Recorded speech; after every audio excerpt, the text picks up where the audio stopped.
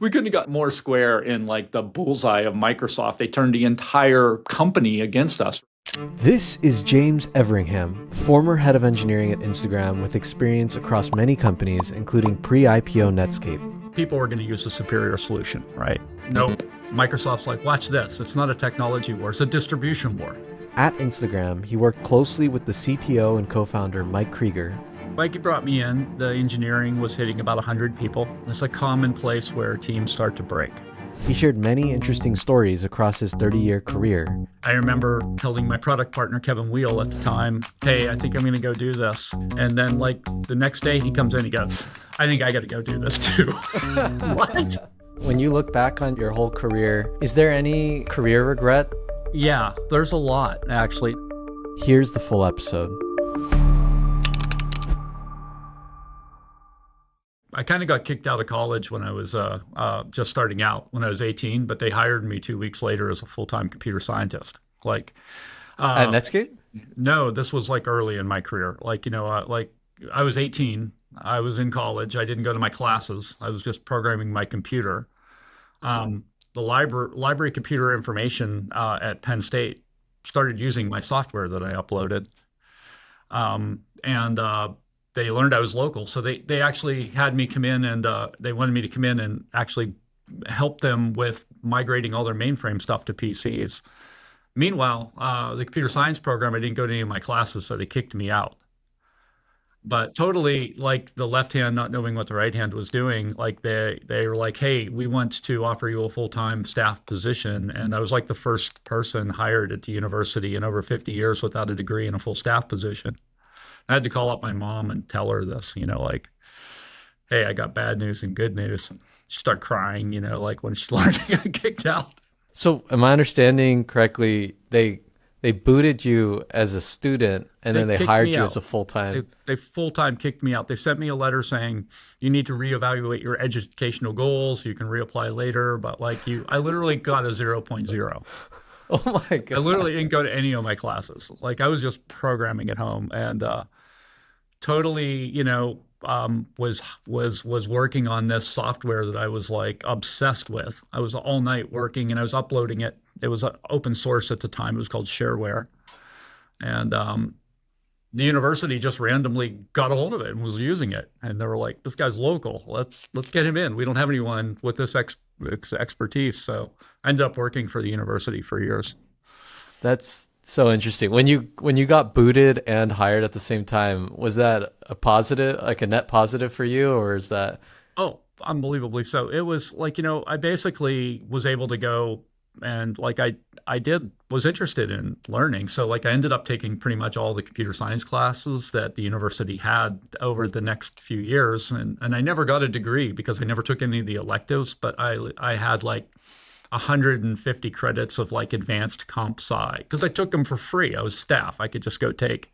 They couldn't even argue with me. They couldn't even say like, you can't go into this class. Some of them were honors classes and you had to be an honor student or staff. You didn't get the degree, but you got the education.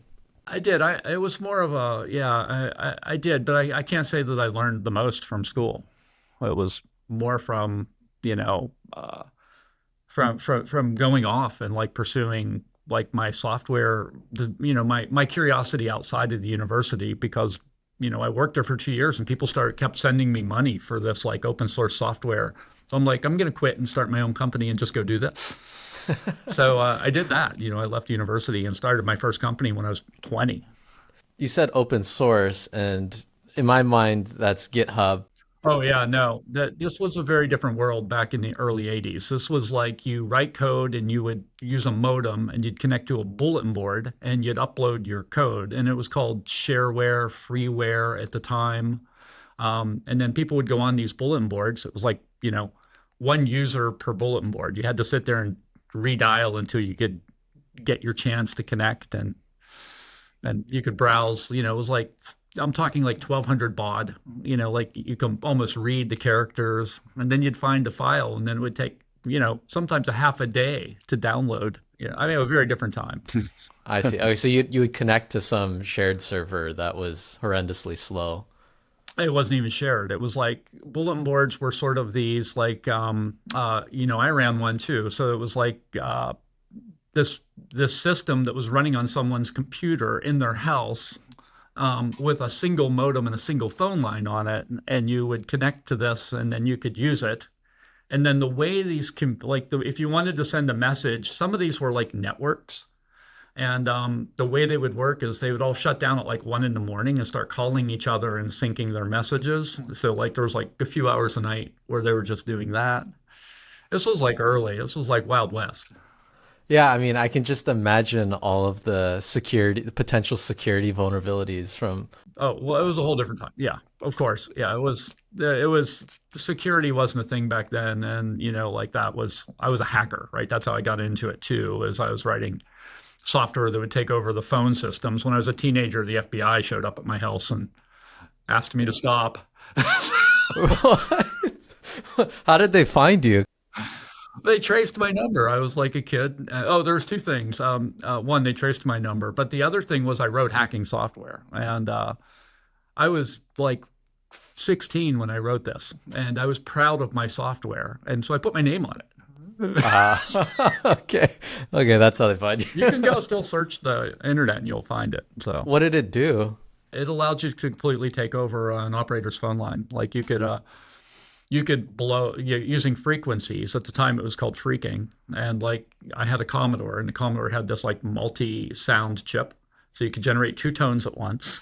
And you could basically call and blast 2600 hertz into an operator line if they were on the right system, and it would literally blow her off the line. And then the keypads generated different tones than a regular touch tone. So you had to have those. And there were a couple extra keys, KP and ST. So you had to have these extra keys and know then the sequences. My software emulated all those frequencies, did the 2600 tone, and then had stuff built into it to allow you to do anything an operator would do. Like you want to listen in on somebody's conversation, you could do that. You could do free phone calls. When the FBI showed up on your doorstep, is that who answered the door? Is that you or your My mom. parents? Okay. Did she know what was going on?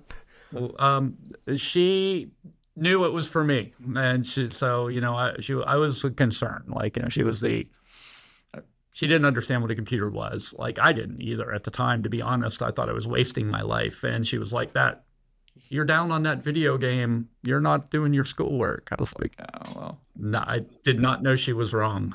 So at the beginning of your career, something stood out to me. I saw Netscape, and I know Netscape is super famous for the first iteration of the browser wars.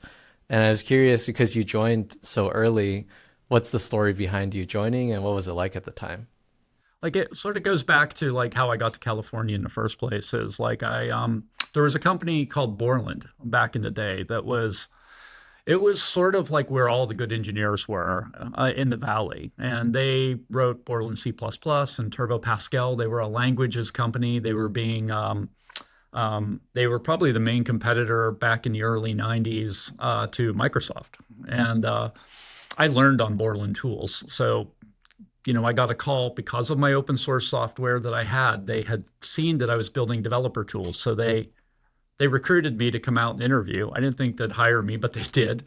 And so I went in there, and I worked there for years. And when Netscape first came on my radar, it was through some Borland colleagues that went over, mainly my close friend Lloyd Tabb, who went on to found Looker, and he recruited me over. And it was probably like some of the worst judgment that worked out for the positive for me ever, because Microsoft was just beating us up bad at Borland. Like they were, Visual Studio came out, and like they were competing with everything, and we were just losing market share, layoff after layoff. And I'm like, I got to go get out of Microsoft's way. Like I'll go join this little internet startup. Microsoft wants nothing to do with that. Turns out that was wrong. Like we couldn't have got more square in like the bullseye of Microsoft. They turned the entire company against us, right? Like they were off, building the browser into the operating system and all these things that were just almost impossible to compete with. And it ended up being a pretty intense time. But it was Borland, like one of the things I think that's interesting about my career, and I think it's a good pattern for others, is like you end up building great relationships with people and companies. And that opens up doors and creates opportunity for you later in your career. So Borland, building great relationships there took me to Netscape, which honestly, even my current company, Guild, that I have three people that have been all along that journey all the way since Netscape with me. And we've done five, six Wow. companies together. Wow, six companies. Hmm. I Yeah, I think when you're like kind of going through your career, a lot of people they give you that advice. They say, "Yeah, you should network or you should kind of." But and the immediate action item is like, "Oh, do I start talking to people? Do I start I don't know, do coffee chats, I don't know exactly what." But if you were to sum up your understanding of what good networking is for someone who's in tech, what does that look like? Yeah, it looks different now to me than when I was younger, and I wish I had this filter when I was younger. But like one, I think people that ask a lot of questions going in and are curious, it's a great way to build relationships in a company. When you're first starting out your career, and I was the same, it's like I wanted good mentors around me. And my good buddy Lloyd, who I already mentioned, like he has the best advice. And it's like, look, if you want to find a mentor, don't go and ask someone, hey, I need a mentor. Go offer them help. Like, hey, how can I help you? And it will naturally evolve into a good mentorship for you. Like, so try to be useful to others. Be curious about others' work. Don't be afraid to speak up in meetings. Like, just start talking and listening. And I think that it's important to build this network, and or at least don't make enemies, right? It's like I think that there was a quote, I can't remember who said it. It might have been Bill Gates, but he might have been requoting, is like, friends come and go, but enemies collect. And I think that's something to that. Like, build good relationships and don't burn bridges. I remember sitting at Netscape, the people sitting around me, like even, John Gianandrea sitting right next to me building the plugin interface. He now reports to Tim Cook running all AI at Apple, and he ran all search at Google. And the next person, my first one of my first college hires went on to found a company and sold it for 400 million a few years later. Like, the people that you're sitting next to are going to look a lot different in 20 years. You mentioned Netscape, and in my research, I saw that the company went from just starting to IPO in 16 months. And in today's market, I feel like companies wait a lot longer for IPO. What was it like at the time, and why did it IPO so quickly? That was a crazy ride. Like, first off, the rapid scaling was insanity, even by any standards today. I think when I started there, there was about 150 people total. But the engineering team was incredibly small compared to that. It was not majority engineering at that point. I think within a year, we were over 3,000 people. Within a year? Yeah. So I worked 7 days a week, and like there was a time where I took 2 days off and I came back in and there were people sitting around me. I had no idea who they were. I'm like, it was just like a parade of people coming in, sitting. It was complete chaos. So yeah, so that went very quick. But like on the IPO question, I believe that was September 9th as like sort of a day that sticks in my head of 1995. I was there pre-IPO. Looking forward, like it was a lot of less regulation back then. You didn't have Sarbanes-Oxley or any of these things that like would prevent you from going public. It was a way to raise more capital. If you had a good story, you could go out. I mean, there was a crazy stream of like the dot-com bubble is crazy IPO after IPO, right? Like, and everyone was just buying stock that was a web company. They didn't care what it was because they wanted to get in for the IPO. And a lot of people didn't do well with that. If you bought Webvan or, one of these, I even saw I even saw a company that was formed to ship potatoes, like it was like potatoes direct or something. It's like, wait, you're going to charge $100 to FedEx a bag of potatoes? That's your business? But people were like investing in this stuff, and so they decided to come in and put some regulation around that, which was a good thing. So now and the competition, there's a lot more companies out there competing, and people know that you need to have real revenue. You need to be able to predict what that is going to look like in a year. You have to show steady growth. So that's evolved into a space that is a little more organized, a little more governed, and a little more sane these days. You mentioned that you left your previous company to get away from the competition with Microsoft, and then I understand that Netscape's like one of the most famous competitors with early Microsoft. And I want to know, like, when you got to Netscape, at what point were you realizing, oh crap, we're competing with Microsoft? It was pretty quick. Like we got in there and suddenly, Microsoft put out this big like communication saying like this is an existential threat. They looked at us like an operating system, and people were going to start using web applications instead of shrink wrapped, operating systems and software that they sold. Interestingly though, it ended up the thing that they were afraid of ended up actually making them one of the biggest companies in the world, because it expanded, like they adapted well. It expanded the market so dramatically that they were able to offer services, reinvent, and do all that stuff. But it came pretty quick. And, our mistake was my big mistake, a big learning for me was I was working on this browser, and I kept thinking like, look, we're going to build a better browser. The technology is superior. And it was for a long time. It was like, and I was like, so people are going to use a superior solution, right? Nope. Microsoft's like, watch this. It's not a technology war. It's a distribution war. And we're going to just bundle this and give it away.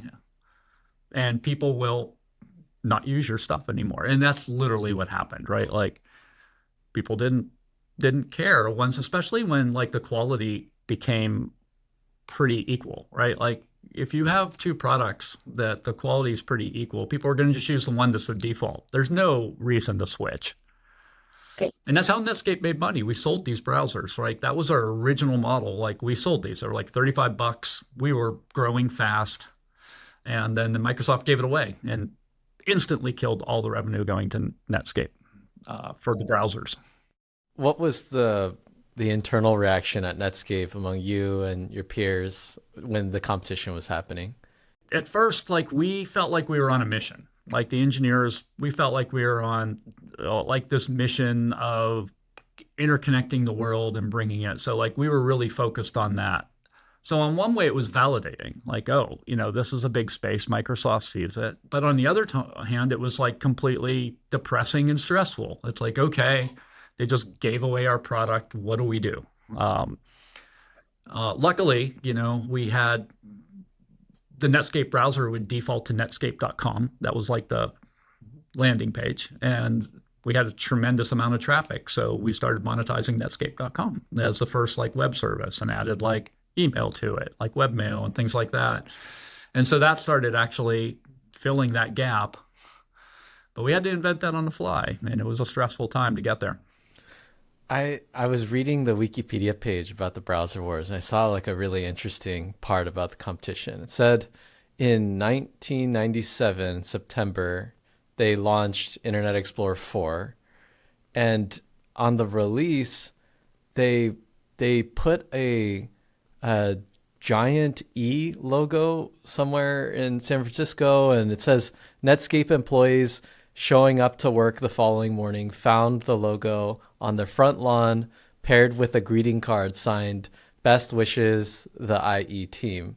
Did you work at the office and see that happen? That wasn't in San Francisco. They put that on our front lawn of our office, the one I was in. So yeah, they went and put this big, I mean, it was friendly competition in one way, like, because the Valley engineers move around. So there was a bunch of my Borland colleagues were at Microsoft, and there was some friendly rivalry, but like, it was interesting that they did that, and I actually know exactly the person who did that. And yeah, I believe that was 𝗪𝗺𝗪𝘀. And when I went to after Netscape, I went to 𝗪𝗵𝗲𝗿𝘀 Networks. Hadi and I were, I worked with Hadi directly. Like we were both running parts of engineering. I actually reported in initially to Hadi, and we would just basically tell stories about like, yeah, we were doing this, and he was like, and he was running IE, so and I was running the Netscape browser, so we got to tell these stories back and forth. Yeah, so I guess the story goes is, I mean, the superior technology didn't work for Netscape, and the distribution advantage that Microsoft had was too much. And so ultimately, Microsoft ended up winning. I saw that Mozilla was created because Netscape just gave away the technology, gave away the browser. Why would Netscape choose to give the source code away? Sure, it was a bold move at the time, and I believe the person who originally suggested it was 𝗪𝗍𝗋𝘀𝘀, and also known as 𝗪𝗍𝗻𝘀𝘀, and like he's pretty well known out there. But so here was the thing: we were out-resourced. We were a small company compared to Microsoft. You know, we had dozens of engineers working on the browser. They had thousands. Like, you know, it was very hard to compete. So we're like, how do we completely change the game? And like, why don't we invite the world to help us? Like, we're on this righteous mission to like open to make make people connected and share information. So why don't we give away the browser? Let's give it away. Let's open source it and invite the world to come in and help. That was the only way we could see of engaging thousands of developers to come help. And it was a lot of work to get there, right? And it did work, right? Like Mozilla became the foundation of lots of components that had made it into Chrome, and there was Firefox, and, you know, still going strong. So, you know, in one way that did work, but it was hard getting there. Like the story is even open sourcing the code. I mean, you couldn't even like distribute SSL source code back then. It was like deemed a munition by the government. So we had to not only remove SSL from the open source version, we couldn't even like show how the APIs would work. So we had to obfuscate APIs. And then we were a bunch of, you know, young idiots working on the source code. So we had like swear words in it and like inappropriate variable names. So we had to like print out all the code and go through it with like highlighters and like censor our own code.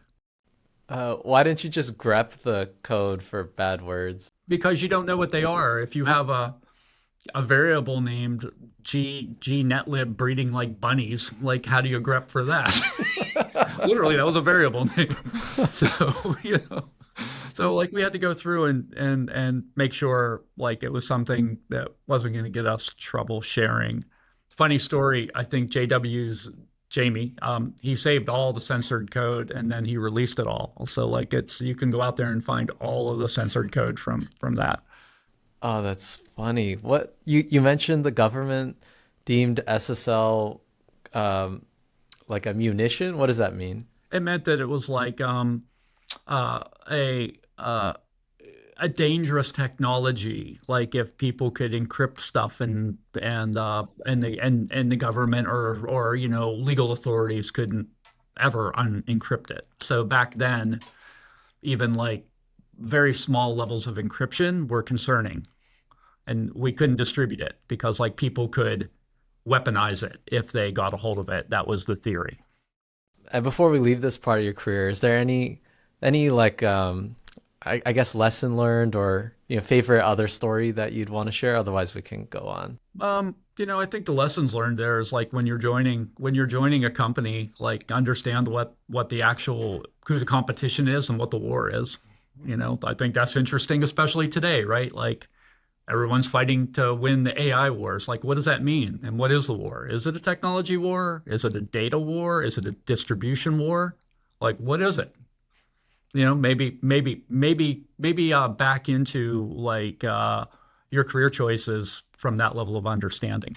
If I'm understanding correctly, you're saying like as an engineer, even you should be thinking almost like an investor, like which company you go to, because there's much more outside of the technology. That's right. think about it. I think that's a good way to look at it is like, look, if, when we're young, we probably don't have a lot of funds to start going investing in companies. So we invest with our time. We get stock often as a compensation, for our time. So like look at your portfolio and see where you're overweighted. And, if that's your goal, um, I think that's a reasonable way to look at it. Later in your career, I saw that you joined Instagram. And actually, when I worked at Instagram in the past, you were the head of engineering when I joined as a new grad. And yeah, I kind of want to ask a little bit about that. So how'd you get hired there? Was it based off your network, like you're saying, or did you go through some other process? Well, this is a great example of sort of failure leading you to a place that's better, right? So like I went and I founded a company called Luminate, and Luminate I worked at for 6.5 years, and basically it was Instagram shopping. By the way, it was that product, but for publisher sites, and we worked a long time and we couldn't get it working. Now, one of my board members was 𝗪𝗺𝗀𝘀𝘁. Elliot reported to, I believe, to Cheryl at the time, and he was on my board. When I sold the company, I sold it to Yahoo, and but Instagram actually tried to buy it. So I met, Emily White and Mike Krieger and stuff briefly. I committed to only 1 year at Yahoo. I was very good friends with the chairman of the board, and so he convinced me to go there and help. And 1 year came up, and Elliot actually reached out and said, "Hey, Instagram's still looking. Would you please just come and talk?" And he didn't know it, but like I had been talking to other companies, and I had verbally accepted a pretty large position. And but I had to go. I had to go meet just because it was Elliot, and he wanted me to talk. And then I went in and I met Mikey again, and some of the other people, and I'm like, oh, this is the job I want. This is the call. Like the values were clear. I was passionate. I realized I used the product. I'm like, I actually use Instagram. The company I was almost going to go to, I don't even use. I think at the end of the process, I probably would have paid to take that job, but I wasn't going to tell them that. But it was a job I really wanted. So it was my network. It was the timing. It was like my previous company that I couldn't make run, that like ran out the runway to make that timing perfect for me. It was my experience working on image stuff at the previous company that sort of was also helpful. When I think about an employee in big tech, oftentimes when people consider starting their own company, the thinking is either that company is going to succeed, and obviously that's great, or the company will maybe not do so hot and I'll just come back to where I was. But it seems like I've seen in many careers, it seems like yours as well, that even if it's not a incredible IPO success, there's this middle ground where companies get acquired and then you can come in at very high roles. Like someone might have left, I guess the big tech companies at like maybe a middle role or something like that. They start their company, it goes not good enough for breakout success, but they're a leader at that company and they get, hired back in at like a senior leadership position in big tech. And I was curious, what's the mechanism for the level that you come in at when you enter back after starting your own thing? So there's a lot of those, but like you can't, people aren't going to bring you in at a senior level unless you can back it up, unless you can show your experience. Even though I came from a smaller startup and went into Yahoo, and I went from 15 engineers to 1,200 or something. I had previously ran large organizations, at Netscape, and 𝗪𝗺 was even pretty large. So I had that background already. I interviewed Ryan Olson. He was one of the original. I know Ryan well. Okay, great. Yeah.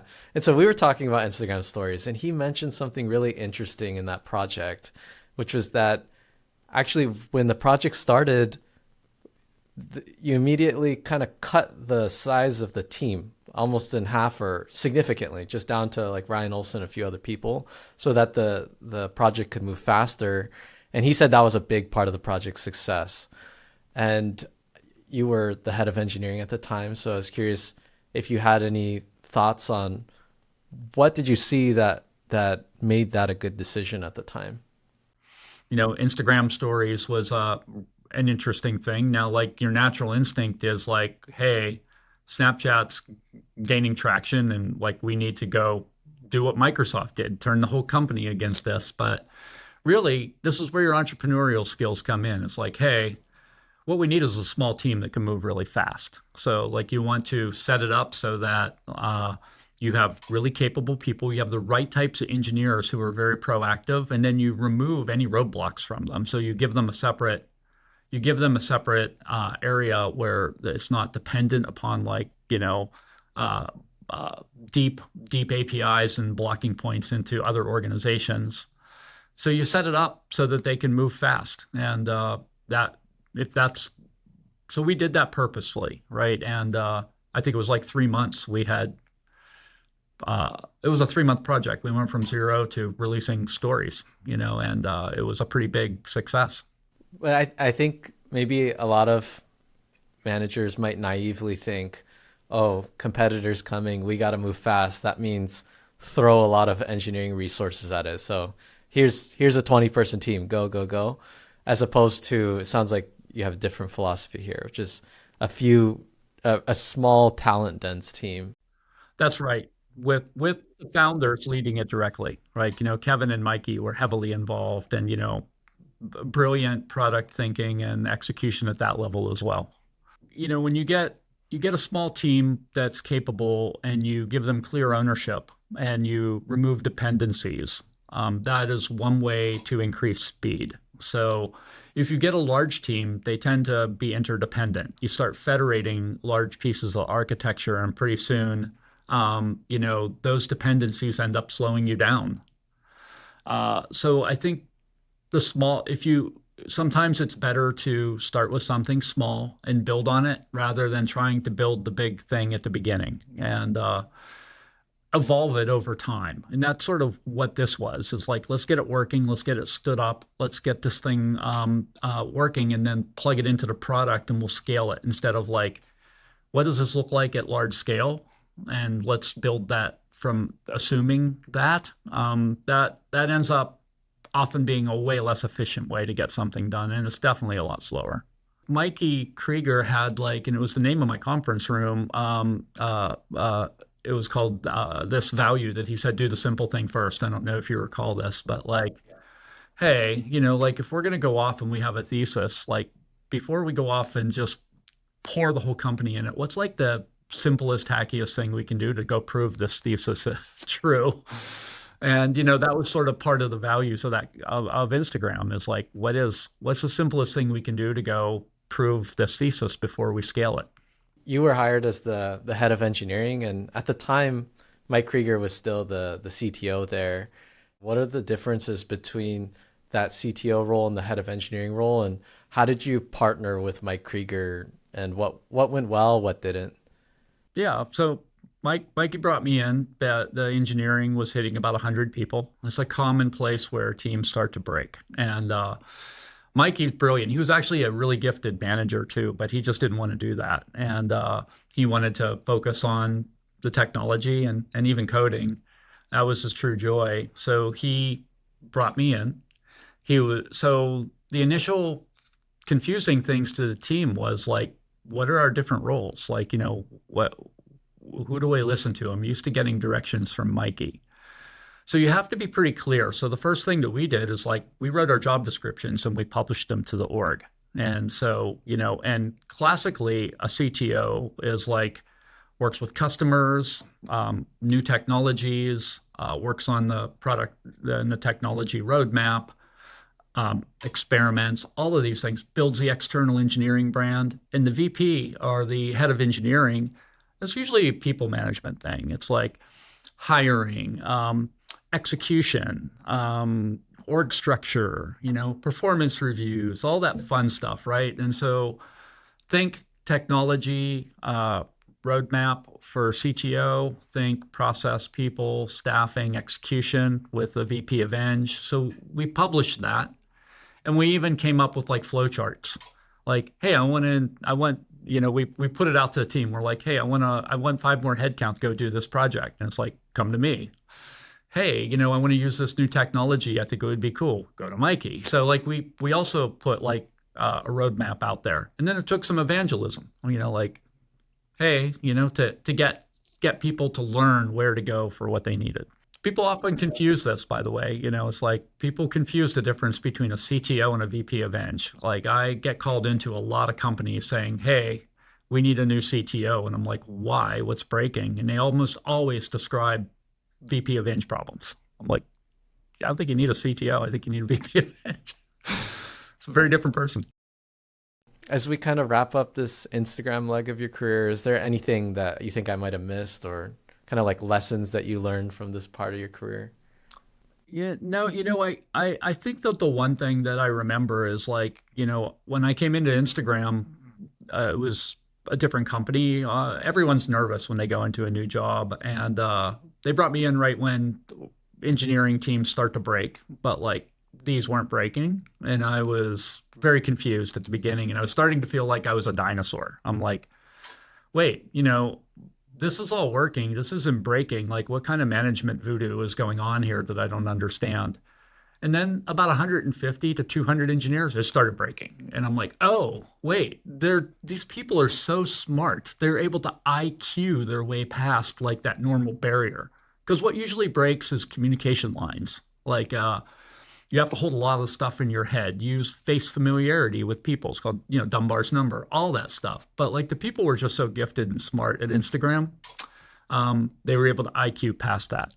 Plus, the great thing, the reinforcing thing about Instagram was the best software is built by people who use it. And like everyone in Instagram was a power user, right? Like, and even if you go back to Boomerang, do you remember Boomerang? When it first came about, I think it was an intern, Tim Leonardo, I think was the intern. He went and built it as a hackathon in like 3 days. Like one of the most engaging features the Instagram released was a hackathon built by an intern in 3 days. Like it's just amazing to work in a team where you're the primary customer and you're building stuff for yourself. So anytime you can do that, like that's awesome. Moving to the next part of your career, I remember when I joined Instagram, all these very high profile people were leaving Instagram to work on 𝗨𝗵𝗻. It was the hot project at the time. I was thinking, oh wow, this new crypto thing must be really big. And so, yeah, what drew you to working on 𝗨𝗵𝗻 or the crypto project at Meta, and what was the impact you saw on it? So inside Meta, I had met David Marcus. David was running Messenger at the time, and we had just met. But he's like, "Hey, I want to run something by you." And I went, and he was like, "Don't tell anyone, but I'm going to leave Messenger, and this is what I'm going to do." And this is my first meeting with David, and he's like, "I've heard good things about you. Would you consider coming and running the engineering aspect of this?" And he was selling me this crazy crypto story. Like, and I loved Instagram, right? And I was like, "You're insane. Like, that's a crazy thing. Why would I go join that?" And like, I just couldn't get it out of my head. And then like the next day it started hitting me like, oh, wait, this is an area for impact. And so I went back the next day, and David was kind of grinning, and he was like, "I knew you'd be back." And he's like, he's like, "I call this the mental virus." He goes, "It takes about 24 hours to infect people, and then they get it." And I was like, "Darn you, David." And long story short, I'm like, okay, I'm going to come start this. I was heavily invested in the mission, which was financial inclusion and bringing safety and low-cost money movement to people around the world that needed it. And I loved that idea. And I remember telling my product partner, 𝗵𝗵𝗀𝘀, at the time, hey, I think I'm going to go do this. And I explained it to him, and he was kind of like, had that same look I had. And then like the next day he throws a 30-minute meeting on my calendar, and I'm like, oh, he's going to try and talk me out of this. And he comes in, he goes, "I think I got to go do this too." What? It's like, oh, this is going to be tricky. So I connected him with David, and I'm like, great. This is going to be a tricky one to navigate. But it worked out well. And, you know, we went over and started the Libra project at the time. How did the project go, and what were the pivotal points in it? Oh man, I think it's pretty public how that project went. Like we weren't able to ship it, right? Like it was there was a lot of pressure on Facebook at the time, just political and regulatory, and like they weren't excited about us. What their view was as thinking we're going to rewrite currency. It's like not what we were doing, but like there was not a lot of strong understanding on the government. They're not the best, deepest technologists. So, but they didn't want us to release this, and it was a shame. David tried to do this like the right thing. He's like we announced what we were going to do, that we were going to work with regulators and everything. In retrospect, we probably should have just released it and asked for forgiveness. But that sort of put us into a tailspin where we had to keep re-architecting the project to be regulatory compliant. And took us years to do that. And ultimately, we got it to the point where even the government said this is the platinum version of stablecoin. And but they still didn't want us to release it. And I think that's when we gave up. And we were a pretty big org by then. I think we were like 3,500 people. And yeah, they put all payments and everything under David at that point. And I think in a funny moment, David came to me. Well, I'm like, I can't keep doing this. I'm going to go do something different. And I loved David, and very felt like he was a friend. I didn't want to let him down. So it took me a couple of weeks to get the courage up and practice my resignation to him. And I was ready. And I'm like, I'm going to go in our one-on-one. Here's my story. I'm going to give him all the time, but tell him I need to move on. And I go in there and I sit down, and David goes, well, before we get into whatever you want to get into, I have some news to share with you. I'm like, what? And he's like, I'm going to leave. I'm like, wait, that's what I was going to tell you. And I'm like, well, what are you going to do? And he's like, nah, I think I'm going to go get into my entrepreneurial roots. I'm like, how? And like one thing led to another. We kept talking, and I ended up leaving Meta for a couple of years. And I went and started Lightspark with David because I was invested in this mission of, and that's what Lightspark's doing. And I love it. It's just an amazing mission of like, the way I think about it is finance is the last area for disruption, but I do think like the cost and latency of moving value globally needs to go to zero. Because when it does that, when you can move money like packets of information, like you can stream money, you can move at low cost to areas that need it. Like it's just going to be a revolution. I have no doubt that that's going to happen at some point. And so you were working in the crypto space, and now you're working in AI. What made you leave the crypto space if you know there's impact there? Yeah. First off, I'm like a crypto skeptic. I never was a buyer into all of this stuff, but I do think that it's really good for money movement and like as a base layer. So what happened there was like I was working and I co-founded Lightspark, and David wanted to do it in LA. So I figured I'd move down there. I commuted for 2 years down there, and I formed a team and built it. And I was kind of like at a point where the team was formed. I'm commuting 3 days a week. I didn't feel like I was adding a lot of value until we were at the next level of scaling. So I talked to David, and David and I agreed like, hey, yeah, fine, I'll step back. And we're very good friends, so it was like an easy conversation. I groomed a successor and stepped back. And at that time, Meta learned I was free. And they were like, hey, we have a role we want to run by you. We hear you're free. And I'm like, I don't know what that role would be that I'd be interested in. And they're like, well, what about dev infra? Like running all the developer infrastructure at Meta. And I'm like, oh, hold on. Like that's my background. Like I'm a developer tools person. That was the first 10 years of my career. Like, and it hit me like, oh, wait, what was I even doing at Instagram and all these things? I'm a developer tools person. Like that's really what I want to do. And with AI coming into a picture, it was like, awesome. We get to go write science fiction stories about how developer productivity is going to be and go try to make that happen with unlimited resources. I'm like, sign me up for that. So I came back, and I love that team. Dev Infra is amazing, and such a senior team, like 1,000 engineers building all of the developer tooling for inside Meta. It was just amazing. I love that job. Did it for almost 2 years. And the only reason I left is because by had that observation, and I had to go start this company. Like, And what was that observation? well, so, we built something internal called 𝗪𝗵𝗲𝗍. 𝗪𝗵𝗲𝗍 was an agentic platform that allowed engineers to sort of like go learn from each other and then scale these agents. And these agents were working on tooling, not just coding. They were driving tools and doing all types of things.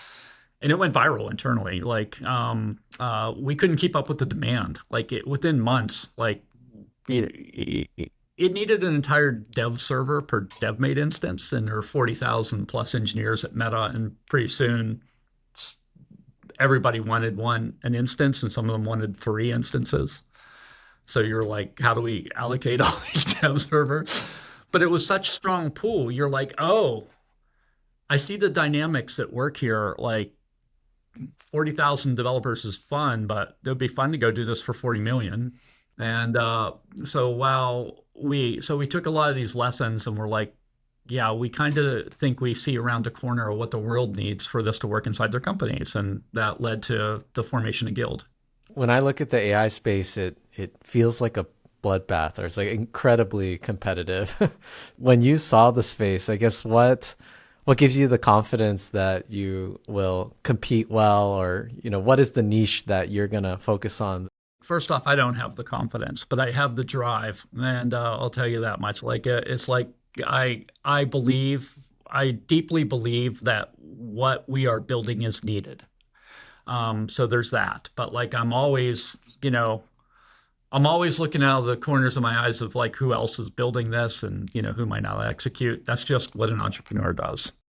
So if you look at a lot of the startups and a lot of the companies, I think a lot of them are building for like the future past. And what I mean by that is they're building for things that fill in gaps of what LLMs will probably be able to do.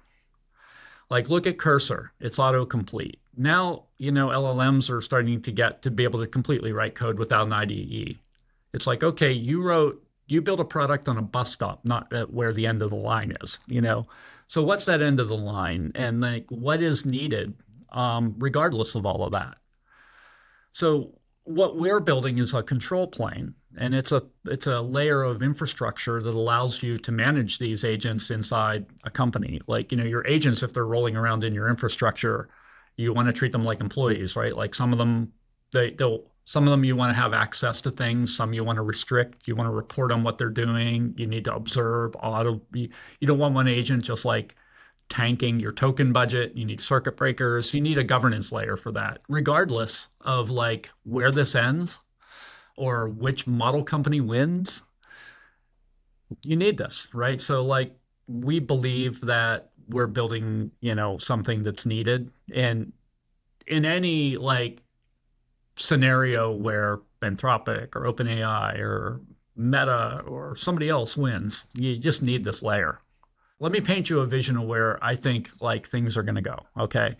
So I think a few years, like right now inside a company, you have a bunch of internal web applications, you have your HRIS systems and, your intranet and like developer, like CI/CD tools. And, you have a lot of internal apps. I think there's going to be a layer of like thousands of agents that will sit on top of this and help drive them, right?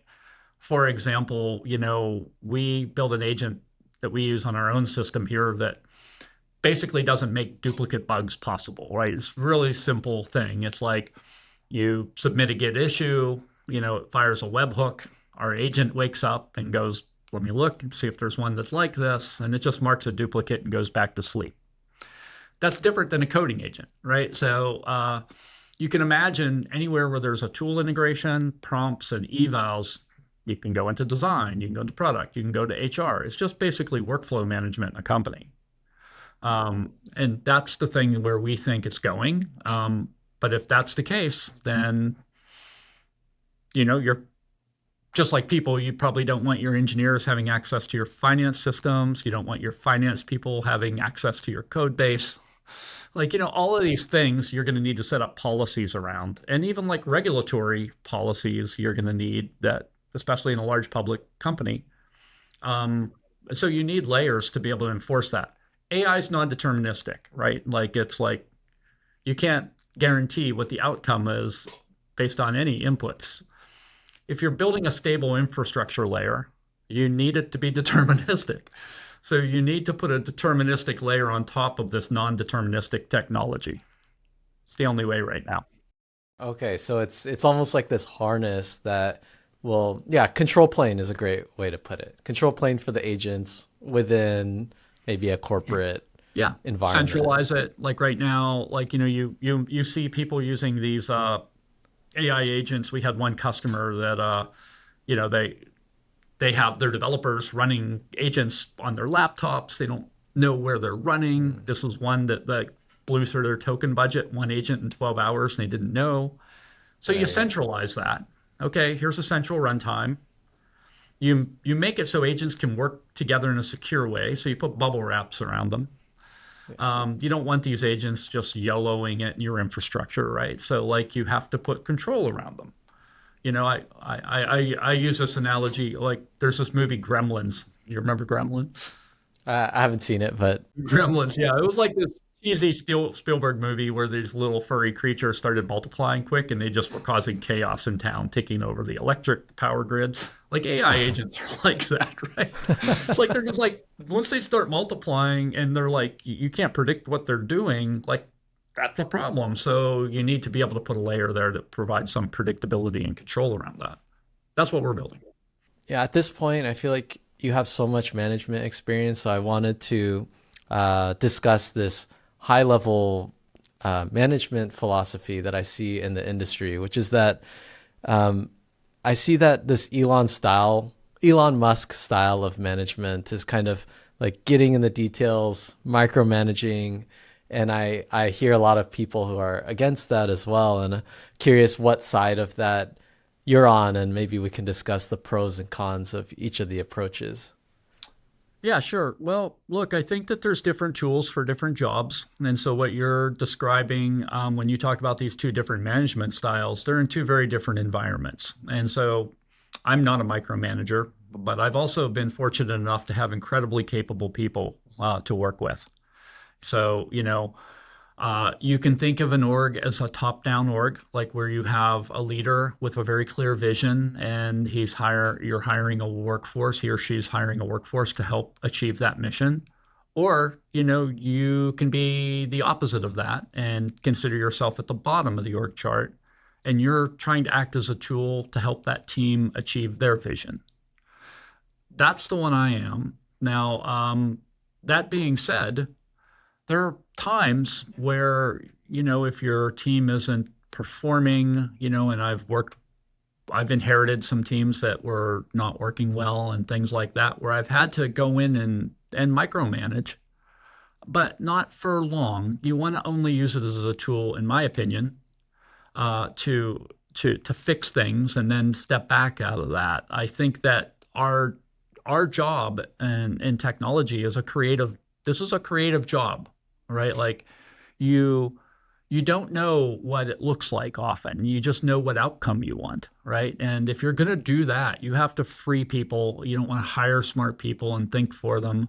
You want to just focus them on the outcomes. You want to like clear their what's blocking them. You want to be able to probe and like ask great questions and course correct them. But if you start micromanaging really smart people, you're going to lose them. Now, if you look at some of these classic examples that you mentioned, like Elon and stuff like that, I think there was lost a lot of smart people that weren't willing to work in that environment. But I didn't understand the environment. Maybe it was necessary. I can't speak to that. I've built my career around hiring really smart people, much smarter than me, and getting out of their way and just supporting them, trying to make them give them the space to be the best that they're at. And so I think, not saying there isn't room for this micromanagement, like get down into the details. You need to do that every once in a while, but like that's your only mode of operation, that's your only tool, it's only good for a very specific thing. When you look back on your whole career, is there any career regret that comes to mind that you think other people could learn from? Oh man. So Yeah, there's a lot actually. And I would say they're regrets because like I'm pretty happy where I'm at and like everywhere led me here. So like you have to also look back and go, I'm not going to punish myself over mistakes if you're happy where you're at.